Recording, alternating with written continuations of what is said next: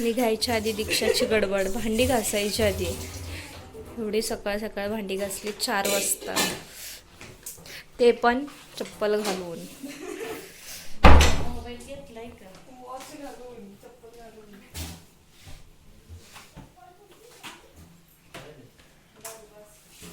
हाय, पाऊस चालू आहे. हॅलो गायज, कशा आहात तुम्ही? तर मॉर्निंगचे 4:30 वाजलेत आणि बाहेर खूप जास्त पाऊस पडत होता आणि या पावसात आम्ही बाहेर फिरायला चाललो आहे. तर आज चाललो आहे आपण तुळजापूर आणि अक्कलकोटला. खूप मस्त मजा येणार आहे देवाचं दर्शन करायला. तर हा व्लॉग कंटिन्यू करा. चलो बाय.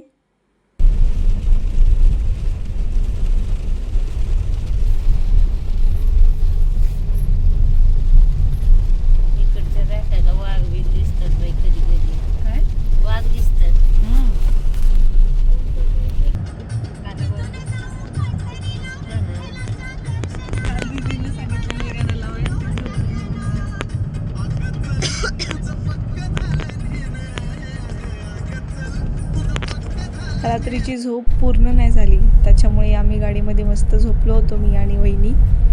तर पप्पा मला बोलतायत की मी ध्यान करत होते, तर मी ध्यान नव्हते करत, मी झोपले होते. मस्त झोप लागली होती. ध्यान लागले.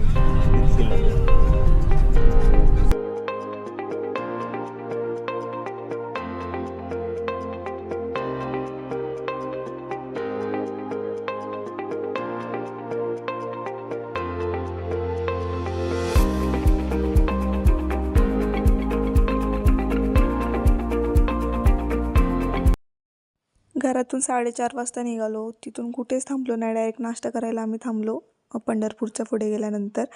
आणि नाश्ता कसा होता त्याची टेस्ट ऐका. कसं आहे?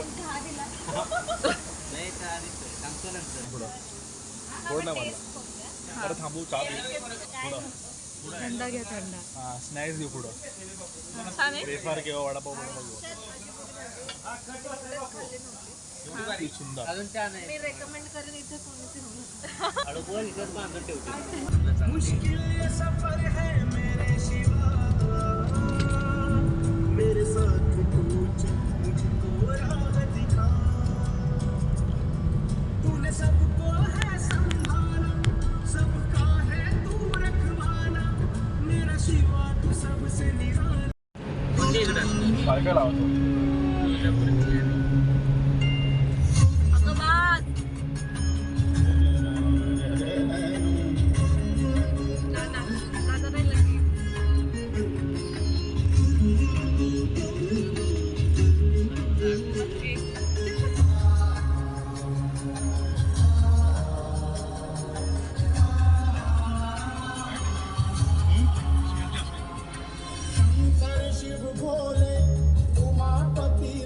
तर फायनली आता आम्ही तुळजापूरला पोहोचलो आहे.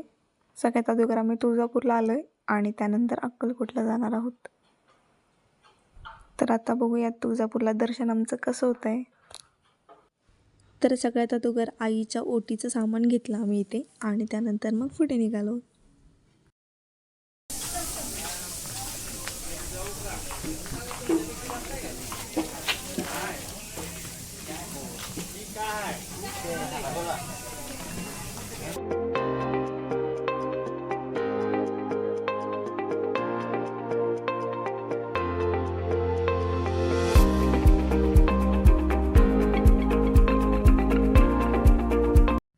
तर आता आपण राजेशहाजी या महाद्वारातून आतमध्ये एंट्री करणार आहोत आईचं दर्शन घेण्यासाठी. तर छत्रपती शिवाजी महाराज यांचे आराध्य दैवत म्हणजे आई तुळजाभवानी आणि 3.5 शक्तिपीठामधील सगळ्यात पहिले पूर्ण शक्तिपीठ म्हणजे महाराष्ट्रातील कुलस्वामिनी आपली आई तुळजाभवानी आणि तिचे वास्तव असलेले श्री क्षेत्र तुळजापूरमधील आपली छोटीशी सफर. तर महाद्वारातून आत आल्यानंतर इथे सगळ्यात अगोदर आपल्याला लागतं सिद्धिविनायक मंदिर, उजव्या सोंडेचा गणपती. तर आपण सगळ्यात अगोदर त्याचं दर्शन घेणार आहोत गणपती बाप्पाचं आणि त्यानंतर आतमध्ये जाणार आहोत. तुळजापूर हे धाराशिव तालुक्यातील ठिकाण आहे. पूर्वी येथे चिंचेचे झाडे जास्त असल्यामुळे याला चिंचपूर असे नावाने ओळखले जात होते. असे म्हणतात की कृतयुगातील कर्दा ऋषीची पत्नी अनुभूतीसाठी आई भवानी त्वरित धावून आलेली, म्हणून तिला त्वरिता असे म्हटले जाऊ लागले. आणि त्या त्वरिताचे पुढे जाऊन तुळजा झाले आणि त्याच्यानंतर या ठिकाणाला आई तुळजाभवानी या नावानेच ओळखू लागलेत. मंदिरात खूप जास्त गर्दी असल्यामुळे आम्ही मुखदर्शन घेणार आहोत. तर त्याच्यासाठी चाललो आहेत. मुखदर्शनासाठी वेगळी लाईन असते, तुम्ही बघू शकता. तर आई तुळजाभवानीचा महिमा आणि तिच्यावर असलेली श्रद्धा भक्ती ही खूप मोठी आहे आणि तुम्ही ह्या गर्दीतून तुम्हाला कळतच असेल. तर आम्ही ज्या दिवशी गेलेलो त्या दिवशी पौर्णिमा होती, त्याच्यामुळे खूप जास्त गर्दी होती. खूप बाहेरून लोक आले होते. तर दर्शनासाठी इथे 2 रांगा आहेत, एक मुखदर्शन आणि दुसरी धर्मदर्शन. तर आम्ही मुखदर्शन घेणार आहोत कारण की आम्हाला खूप जास्त लेट होणार होता पुढे जाण्यासाठी. त्याच्यामुळे मग आम्ही मुखदर्शन घेतलं आणि खूप छान मुखदर्शन झालं. मुखदर्शन घेण्यासाठी तिथे ब्राह्मण असतात, ते आपल्याला सांगतात आणि त्यांना पैसेही पे करावे लागतात. तर आमचं दर्शन झाल्यानंतर आम्ही तिथे पैसेही पे केले होते, पण त्यांनी खूप छान आमच्याकडून दर्शन करून घेतलं. आम्हाला सगळ्या गोष्टी व्यवस्थित सांगितल्यात. परत त्यानंतर आरती वगैरेही आमच्याकडून करून घेतली. खूप छान वाटलं हे दर्शन करताना. आणि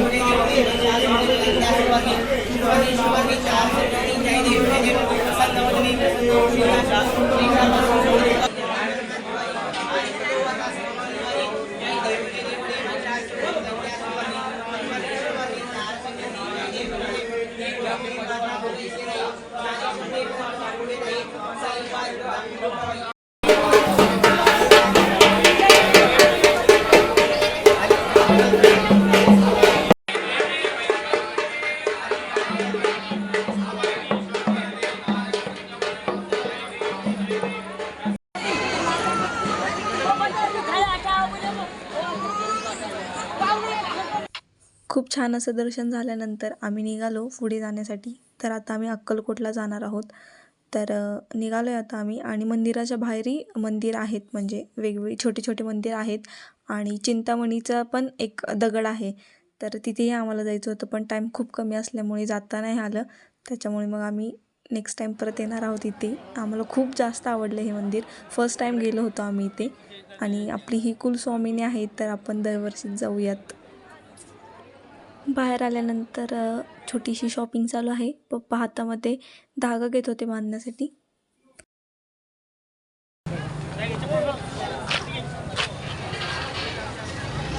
आता इकडं काहीतरी घेत आहेत. दुकान दिसलं की शिरले आतमध्ये.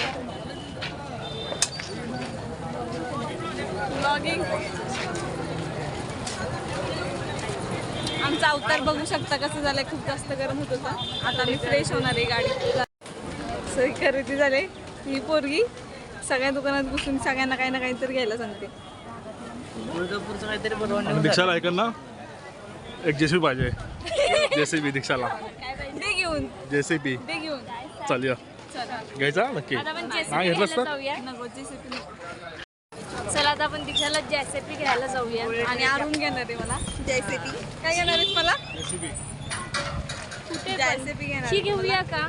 दाखवली नाही माझी. ही घेऊया. तर चला आता आपण भेटूयात अक्कलकोटला स्वामींच्या दर्शनाला. हे इथं छत्र्या लावल्यात आणि दीदी आणि दादाचं म्हणणं आहे की इथं पाऊस नाही पडत आणि इथं छत्र्या विकतात. आणि आमच्याकडे सेलमध्ये 200 रुपयामध्ये आणि महाबळेश्वरला पाऊस असून छत्र्यांचे दुकानं लवकर भेटत नाहीत आणि छत्र्या पण पाहिजे अशा भेटत.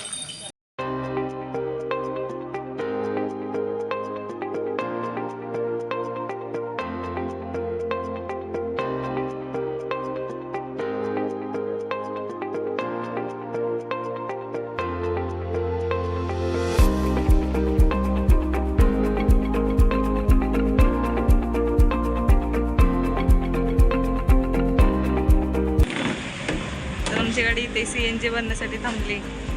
लास्टून 2 नंबर. अजून एवढी मोठी आता अंगी.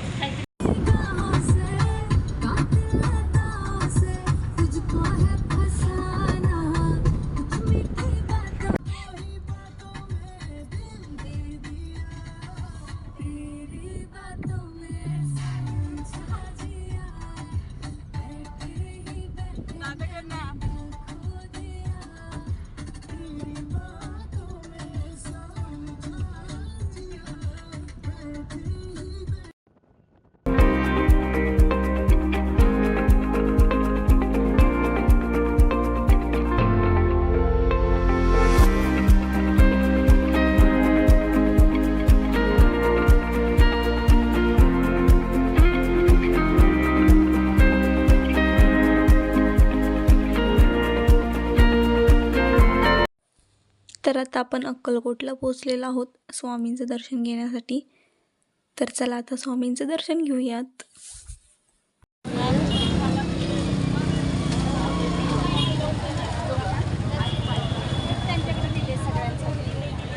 तर अक्कलकोटमध्ये पण खूप जास्त गर्दी होती दर्शनासाठी.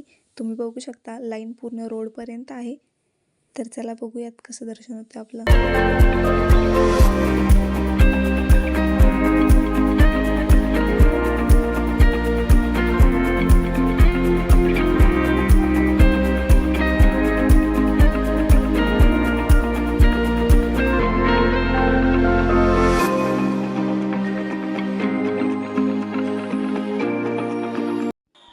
आतमध्ये गेल्यानंतर खूप जास्त गर्दी होती स्वामींच्या दर्शनासाठी.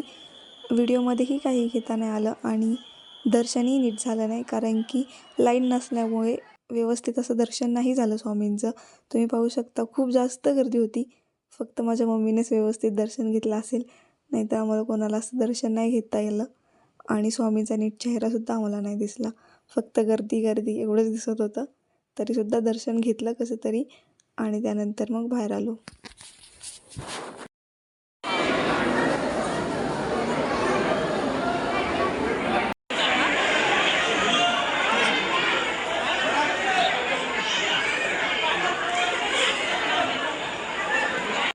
दर्शन करून बाहेर आल्यानंतर स्वामींची अशी सुंदर अशी रुद्राक्षपासून बनलेली फ्रेम आहे. तर या फ्रेमकडे आम्ही पाहत होतो आणि असं वाटत होतं की साक्षात स्वामी दर्शन देत आहेत. खूप छान वाटत होतं या फ्रेमकडे पाहून. आणि त्यानंतर मग थोडे फोटो क्लिक केलेत आम्ही इथे.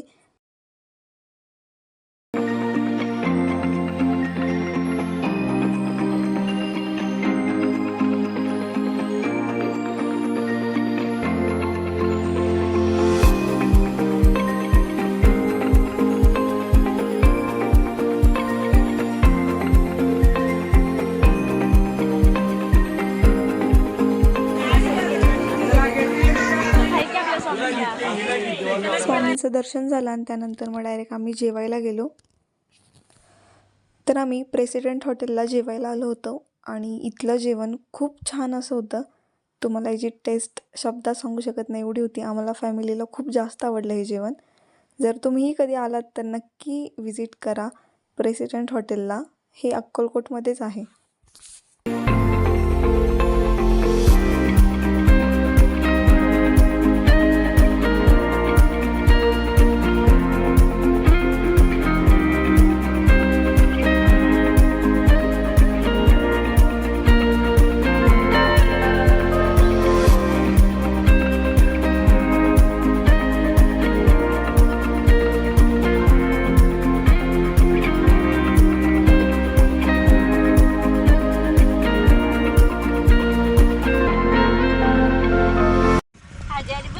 ड्रायव्हर चेंज झालेला आहे.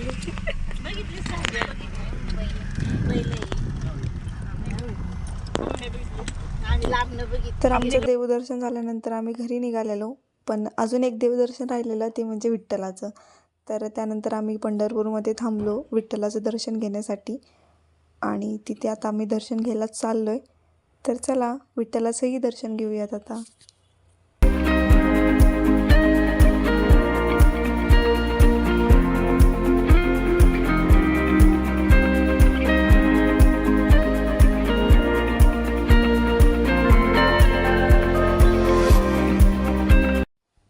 तर तुम्ही जेव्हाही कधी पंढरपूरला जाल, ज्यावेळेस तुम्ही नदीमध्ये दिवा आणि ओटी सोडायला जाल तर ती घरून घेऊन येत जा. आम्ही इथून घेतली, पण त्यानंतर आम्हाला ती कळाली की त्याच पाण्यातली ओटी आम्हाला त्यांनी रिटर्न केली होती. तर ते करण्यापेक्षा आपण आपल्या घरूनच ओटीचं सामान नेलेलं बेस्ट पडेल. तर आम्ही ही चूक केली, तुम्ही करू नका. नेक्स्ट टाईम जर तुम्ही कधी गेलात तर नक्की घरून ओटीचं सामान घेऊन जा नदीमध्ये सोडण्यासाठी.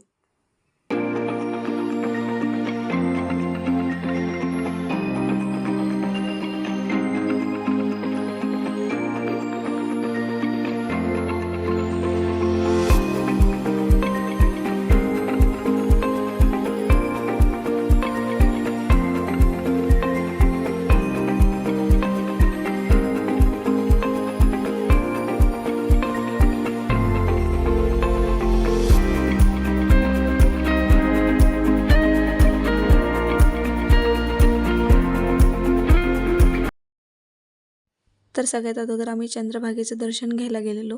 दर्शन घेऊन आता आलो आहे आणि आता विठ्ठलाचं दर्शन घेणार आहोत.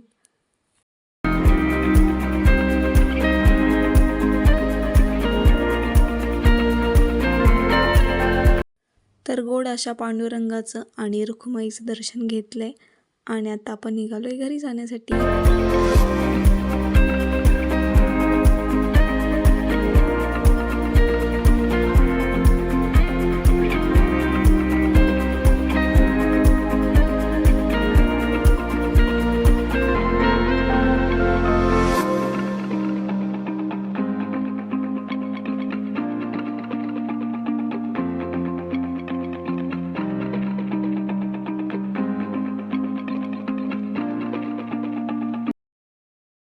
तर आता रात्रीचे 11:30 वाजलेत आणि आम्ही खूप जास्त दमलो होतो, कारण की सकाळी मॉर्निंग 4:30 वाजल्यापासून आमचा प्रवास देवदर्शन वगैरे चालू होतं आणि आता 11:30 वाजता परत संध्याकाळचं जेवणासाठी थांबलो आहे आम्ही.